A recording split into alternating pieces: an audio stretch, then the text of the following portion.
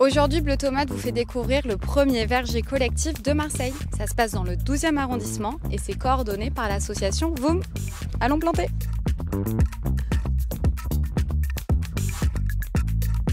Donc aujourd'hui, on plante un verger. Donc on a planté déjà pas mal d'arbres fruitiers qu'on complète avec des arbustes. La majorité des gens qui sont là, c'est des bénévoles de l'association qui viennent régulièrement participer. Donc par des chantiers participatifs. Donc là, on plante des abricotiers et des amandiers parce que c'était un peu dans le top 3 de ce qu'ils avaient demandé. C'est une association dont je suis président, qu'on a lancée en 2021, qui est vraiment là pour porter ce projet. Donc essayer de faire avancer un peu la question aussi de l'arbre fruitier en ville. On est dans le 12e arrondissement de Marseille, à la limite des quartiers de Saint-Barnabé et de la Fourragère. Et effectivement, on est juste à côté de la L2 qui est souterraine là, sur cette portion. Comment est né ce beau projet? C'est moi qui ai été posé des questions à des chercheurs pour voir s'ils ne pouvaient pas utiliser ce lieu pour aussi faire avancer leurs recherches. Ça vous embête pas trop de devoir attendre quelques années pour pouvoir justement récolter les fruits de votre travail? Non, pas du tout. C'est aussi sympa de rencontrer les autres habitants du quartier parce que finalement on est voisins mais on connaît personne quasiment à part son voisin de palier. Et puis aussi c'est agréable de travailler la terre. Donc il y a tout un ensemble de choses qui font que même le fait de venir prendre le soleil, c'est une façon de faire du sport sans aller à la salle de sport aussi. Est-ce que tu peux nous expliquer d'abord vraiment l'aspect scientifique de ce projet? Du coup, dans ce projet, on vient évaluer l'intérêt d'associer des arbustes utiles dans les vergers d'arbres fruitiers.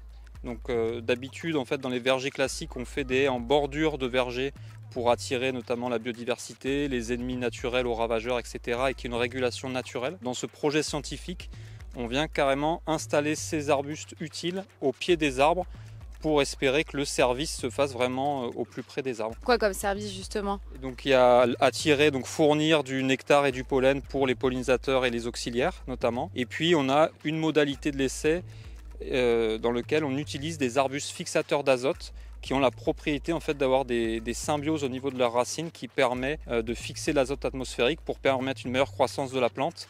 Et on espère que cet azote bénéficie aux arbres fruitiers et permette peut-être aussi de faire des économies d'engrais. Donc c'est d'un verger participatif, donc les citoyens sont déjà là pour venir planter aujourd'hui ou cultiver en général. Mais l'idée aussi c'est vraiment qui participent au suivi de ces nouvelles méthodes d'agriculture et qui nous aident à regarder les pollinisateurs qui vont venir sur les plantes, voir effectivement la croissance ou à la récolte, savoir le rendement en amandes ou en abricots qu'on va avoir sur les différentes modalités. On va adapter des protocoles de suivi pour que les citoyens puissent eux-mêmes nous aider et faire des mesures peut-être plus régulières, des choses qu'on ne pourrait pas faire nous. On a forcément une partie pédagogique pour expliquer pourquoi déjà l'objectif de cette mesure, quel intérêt est là, et puis comment bien la faire pour qu'on puisse bien comparer d'une partie à l'autre du verger. Forcément, comme on est dans un protocole de recherche, donc on a placé vraiment les plantes à des distances précises par rapport aux arbres fruitiers, donc ici un amandier.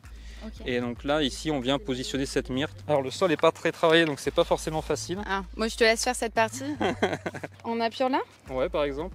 Et on tourne un peu? On tourne un peu, ouais, pour essayer de rentrer les... Mais ça marchait quand même. Ça marche bien. Donc maintenant, il faut enlever le pot. Voilà, essaye, tu peux retourner le pot. Okay. Ouais, oui, voilà. Okay. Allez. Est-ce que c'est assez profond? Ouais. Ouais, bon. On est pas mal, nickel. C'est bien. Donc maintenant, il faut rajouter de la terre parce qu'on a un peu d'espace entre le trou et la plante. Ok, et là? Et là, on va venir arroser. Il faut juste aller à l'autre bout de la parcelle. Okay. Mais... Je vais arroser ma plante. Pas trop. Comment ça se passe l'accès à cet espace? Ce qui nous intéresse à ce moment-là de la vie de l'association, c'est aussi d'avoir des gens qui viennent nous rejoindre pour aider à organiser, à développer la vie de l'association, pas seulement pour venir mettre la main dans la terre. Quand est-ce qu'on va récolter les premiers abricots, les premières amandes? Et en général, il faut 3 à 4 ans pour avoir les premiers et 5 à 7 ans pour que les arbres soient à pleine production. Par contre, on a dans les haies, tout autour, inséré d'autres fruits qui produisent plus vite, des petits fruits, des framboises, des mûres. Et donc c'est important aussi parce que c'est un des points frustrants sur un projet d'arboriculture fruitière. On plante et puis après il faut attendre. Donc c'était important d'insérer des trucs qui produisent plus vite. Et puis il va y avoir des rendez-vous réguliers, donc ça vous trouvez tout sur notre site internet. Super, merci beaucoup. Merci. Bon, t'es sage, tu pousses bien. Hein, souhaite bien polliniser tous les arbres fruitiers. Je reviens dans quelques années. Sois sage.